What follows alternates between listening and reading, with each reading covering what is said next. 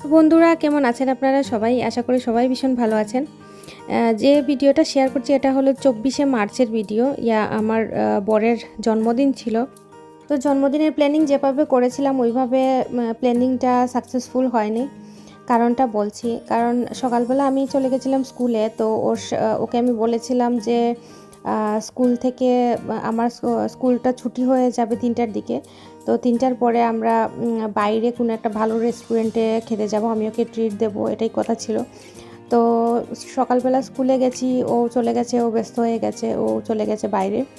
তো হঠাৎ করে আমাকে ও ফোন করে বলল যে শরীরটা খুব খারাপ লাগছে, আজকে বাইরে রেস্টুরেন্টে যেতে পারবে না।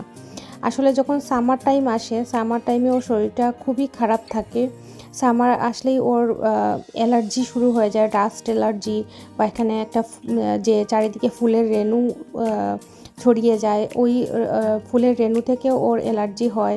মানে খুবই একটা হযবরল অবস্থা হয়ে যায় ওর সামার আসলে।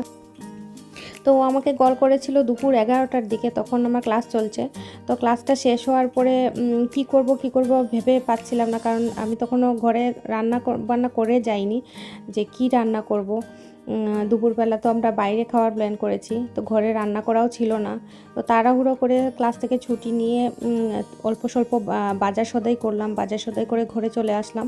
এসে দেখি যে প্রায় 12টা বেজে গেছে। তো তাড়াহুড়ো করে রান্না চাপিয়ে দিয়েছিলাম, কারণ দুপুরবেলা ঘরে কিছুই রান্না করা ছিল না।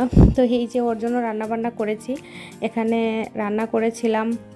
তো এই যে বার্থডে বয়ের জন্য রান্নাবান্না করেছিলাম, এখানে মাছের একটা ভর্তা করেছি, পাতলা ডাল করেছি, একটা সবজি করেছি, একটা চিকেনের আইটেম করেছি, আর করেছিলাম একটা ফিশ আইটেম। তো এই ছিল নর্মাল খাবার দাবার। আর এত তাড়াহুড়োর মধ্যে আমি করেছি, ভেবেছিলাম মাটন রান্না করব, কিন্তু মাটন রান্না করতে গেলে সিদ্ধ হতে হতে আবার রান্না শেষ করতে করতে অনেক লেট হয়ে যাবে, সেজন্য আর মাটন রান্না করা হয়নি। আর যেহেতু ঘরে ওইরকম প্রিপারেশন আমি নিয়ে রাখিনি যে ঘরে রান্না করব, তো কোনো কিছুই আমার রেডি করা ছিল না। তো তাড়াহুড়ো করে হাতের কাছে যা পেয়েছি তা দিয়েই রান্নাবান্না করেছি। আর যেহেতু বাইরে খাওয়ার প্ল্যান ছিল, তো ওই প্ল্যান অনুযায়ী আমি ঘরে কিছু রান্না করে যাইনি। তো যাই হোক, আমার রান্নাবান্না শেষ, এখন বার্থডে বয়কে ডাকি। আর ওর শরীরটা খুবই খারাপ, কথাই বলতে পারছে না, এত সর্দি কাশি জ্বর বেড়ে গেছে। তো এই যে বার্থডে বয়কে ডাকি, দেখি বার্থডে বয় কি করছে। নাও।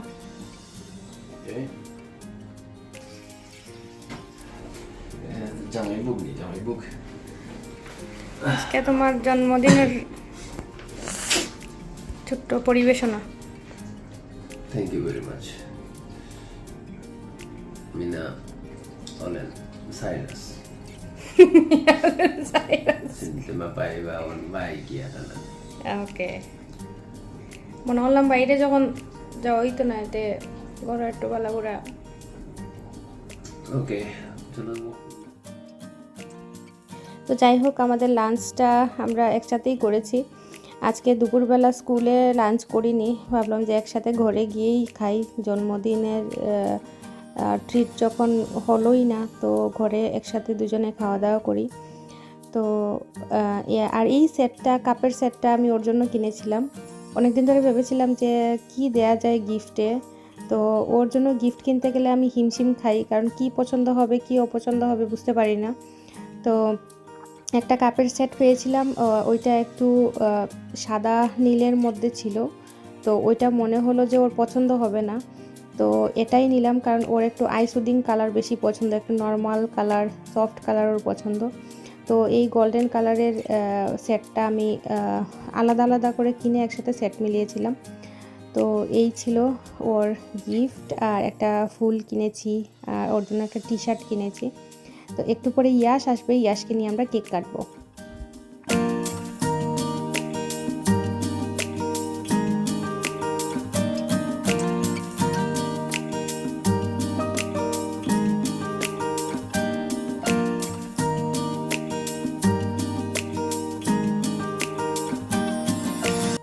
বিকেলবেলা ইয়াশকে নিয়ে আসলাম। ইয়াশকে নিয়ে আসার পরে ও সারাদিন ধরে বসেছিল যে ওর বাবার জন্মদিন, আমরা বাইরে যাব, বাইরে গিয়ে আমরা লাঞ্চ করব, তারপরে ঘরে এসে কেক কাটবো, এরকমই প্ল্যানিং ছিল। তো আসার পর থেকেই ও খালি জিজ্ঞেস করছিল যে বাবা কোথায়, আমরা বাইরে যাব, রেস্টুরেন্টে যাব।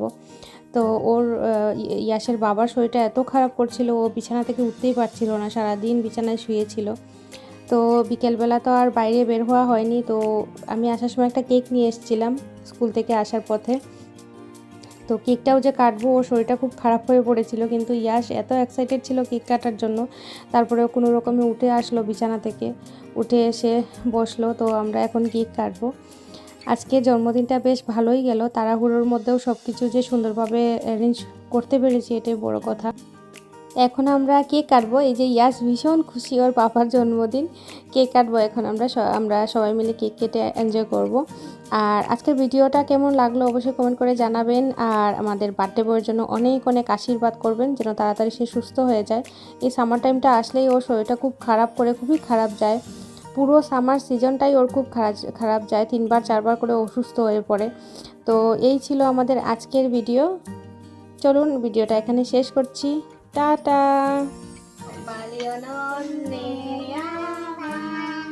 Paleo, no. Okay, okay, okay.